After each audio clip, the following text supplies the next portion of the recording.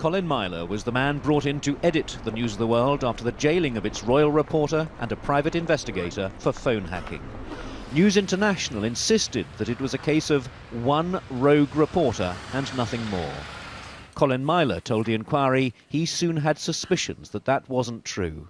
I always had some discomfort, and the term I phrased was, I felt that there could have been bombs under the newsroom floor, but I didn't know where they were, and I didn't know when they were going to go off. This is the man who started to cause those unexploded bombs to be a problem. He's Gordon Taylor of the Professional Footballers Association. He had proof that the News of the World had hacked other people's phones, and he was threatening to take the paper to court and make the evidence public. Into the picture at this point stepped James Murdoch, News International's chief executive. He claims he didn't know the scale of the problem at the paper, but according to Mr. Myler, he was keen to avoid a public trial. It was my view that Mr. Murdoch wanted to settle the claim and didn't want the option of a trial.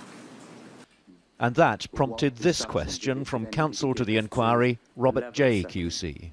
If I were to use the term cover-up, would you embrace that or shrink from it? No, I wouldn't embrace that.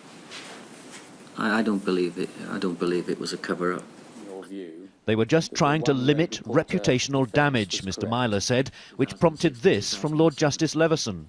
It might be slightly semantic, minded Mr. Myler. What one person would describe as a cover-up, another person would describe as an attempt to limit reputational damage. Absolutely, sir. By this stage, Mr. Myler said he knew the one rogue reporter defence was false. News International, of course, continued to plead it publicly. Nicholas Witchell, BBC News at the Leveson Inquiry.